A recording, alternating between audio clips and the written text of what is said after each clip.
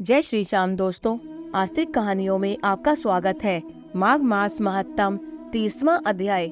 महात्मा पुष्कर द्वारा नरक के जीवों के उद्धार का विवरण सुन राजा दिलीप महर्षि वशिष्ठ जी से बोले, हे मुने, आप इक्ष्वाकु वंश के गुरु और महात्मा हैं। आपको बारंबार नमस्कार है। माघ स्नान करने वालों के लिए कौन कौन से मुख्य तीर्थ हैं, उनका विस्तार के साथ वर्णन कीजिए, मैं सुनना चाहता हूँ।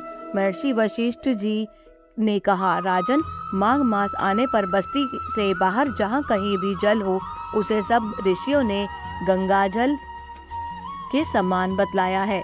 तथापि मैं तुमसे विशेषतः माघ स्नान के लिए मुख्य मुख्य तीर्थों का वर्णन करता हूँ। पहला है तीर्थराज प्रयाग। ये बहुत विख्यात तीर्थ है। प्रयाग सब तीर्थों में कामना की पूर्ति करने वाला तथा धर्म, अर्थ, काम, मोक्ष चारों पुरुषार्थ को देने वाला है।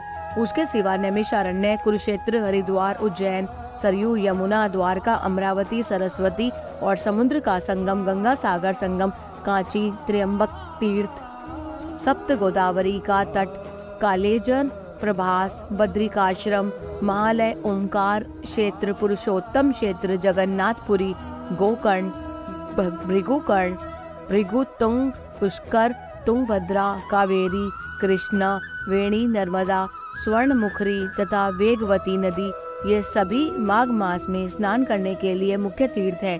गया नामक जो तीर्थ है वह पितरों के लिए तृप्तिदायक और हितकारक है। ये भूमि पर विराजमान तीर्थ है जिनका मैंने तुमसे वर्णन किया है। राजन, अब मानस तीर्थ बतलाता हूँ, सुनो। उनमें भली भांति स्नान करने से मनुष्य परम गति को प्राप्त होता है। सत्य तीर्थ, क्षमा तीर्थ, इंद्रिय निग्रह तीर्थ, सर्वभूत दया तीर्थ, सरलता तीर्थ, दान तीर्थ, दम तीर्थ, संतोष तीर्थ, ब्रह्मचर्य तीर्थ, नियम तीर्थ, मंत्र जप तीर्थ, प्रिय भाषण तीर्थ, ज्ञान तीर्थ, धैर्य तीर्थ, अहिंसा तीर्थ, आत्म तीर्थ, ध्यान तीर्थ और शिव स्मरण तीर्थ, ये सभी मानस तीर्थ हैं। मन की शुद्धि सब तीर्थों से उत्तम तीर्थ है। शरीर से जल में डुबकी लगा लेना हो स्नान नहीं कहलाता। जिसने मन और इंद्रियों के संयम में स्नान किया है, वास्तव में उसी का स्नान सफल है, क्योंकि वह पवित्र एवं स्नेह युक्त चित्त वाला माना गया है। जो लोभी, चुगलखोर, क्रूर, दम्भी और विषय लोलुप है, वह संपूर्ण तीर्थों में स्नान करके भी पापी और मलिन ही बना रहता है। छुड़ाने से मनुष्य निर्मल नहीं होता। मन की मैल धुलने पर हो ही वह अत्यंत निर्मल होता है। जलचर जीव जल में ही जन्म लेते हैं और उसी में मर जाते हैं, किंतु इससे वे स्वर्ग नहीं जाते, क्योंकि उनके मन की मैल नहीं धुली रहती। विषयों में जो अत्यंत आसक्ति होती है, उसी को मानसिक मल कहते हैं। विषयों की ओर से वैराग्य को हो जाना ही मन की निर्मलता है। दान, यज्ञ, तपस्या, बाहर भीतर की शुद्धि और शास्त्र ज्ञान भी तीर्थ ही है। यदि अंतःकरण का भाव निर्मल हो तो ये सब के सब तीर्थ ही है। जिसने इंद्रिय समुदाय को काबू में कर लिया है, वह मनुष्य जहाँ जहाँ निवास करता है, वहीं वहीं उसके लिए कुरुक्षेत्र, नैमिषारण्य और पुष्कर आदि तीर्थ प्रस्तुत है।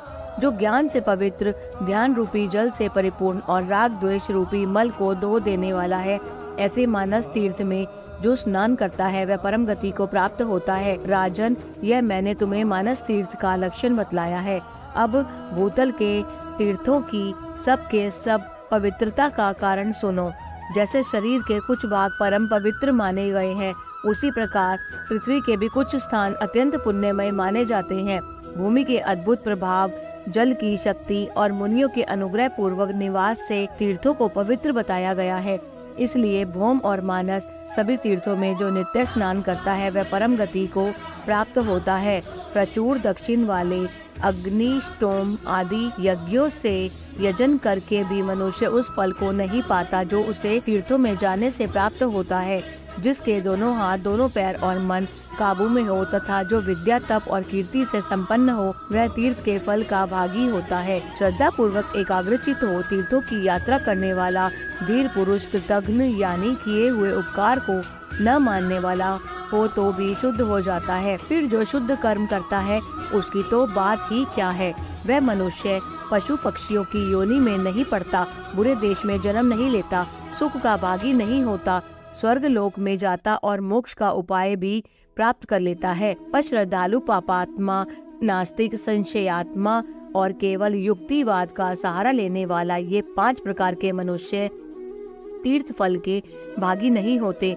जो शास्त्रोक्त तीर्थों में विधि पूर्वक विचरते हैं और सब प्रकार के द्वंद्वों को सहन करते हैं, वे धीर मनुष्य स्वर्ग लोक में जाते हैं।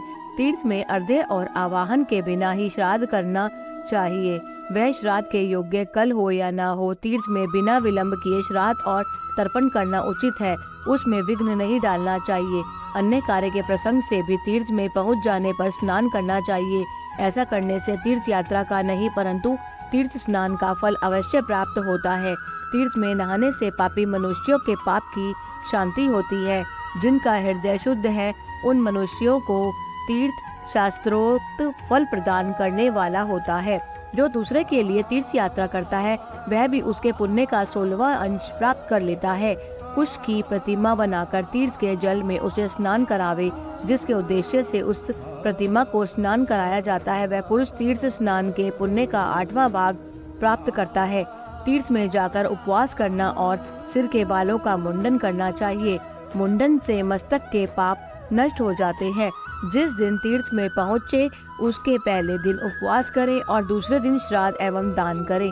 तीसरे दिन तीर्थ के प्रसंग से मैंने श्राद्ध को भी तीर्थ बतलाया है। यह स्वर्ग का साधन तो है ही, मोक्ष आदि प्राप्ति का भी उपाय है। इस प्रकार नियम का आश्रय ले माघ मास में व्रत ग्रहण करना चाहिए और उस समय ऐसे ही तीर्थ यात्रा करनी चाहिए। माघ मास में स्नान करने वाला पुरुष सब जगह कुछ न कुछ दान अवश्य करे। बेर, केला और आंवला का फल, सेर भर घी, सेर भर तिल, पान, 16 सेर चावल, कुमड़ा और खिचड़ी, ये 9 वस्तुएं प्रतिदिन ब्राह्मण को दान करनी चाहिए। जिस किसी प्रकार हो सके माघ मास को व्यर्थ नहीं जाने देना चाहिए। किंचित सूर्योदय होते होते माघ स्नान करना चाहिए तथा माघ स्नान करने वाले पुरुष को यथाशक्ति शौच, संतोष आदि नियमों का पालन करना चाहिए। विशेषतः ब्राह्मण और साधु सन्यासियों को पकवान भोजन कराना चाहिए। जाड़े का कष्ट दूर करने के लिए सूखी लकड़ियों का दान करें। रुई भरा अंगा, शैया, गद्दा, यज्ञोपवीत, लाल वस्त्र, रुईदार रजाई, जायफल, लौंग, बहुत से पान, पवित्र और विचित्र कंबल, हवा से बचाने वाले ग्रह मुलायम जूते और सुगंधित उपटन दान करें। घी, कंबल, पूजन सामग्री, लाल अगरदू, मोटी बत्ती वाले दीप और भांति भांति के नैवेद्य से माघ स्नान जनित फल की प्राप्ति के लिए भगवान माधव की पूजा करें। माघ मास में डुबकी लगाने से सारे दोष नष्ट हो जाते हैं और अनेकों जन्मों के उपार्जित संपूर्ण महापाप तत्काल विलीन हो जाते हैं। यह माघ स्नान ही मंगल का साधन है। यही वास्तव में धन का उपार्जन है तथा यही इस जीवन का फल है। भला माघ स्नान मनुष्यों का कौन कौन सा कार्य नहीं सिद्ध करता। यह पुत्र, मित्र, राज्य, स्वर्ग तथा मोक्ष का भी देने वाला है। जय श्री श्याम।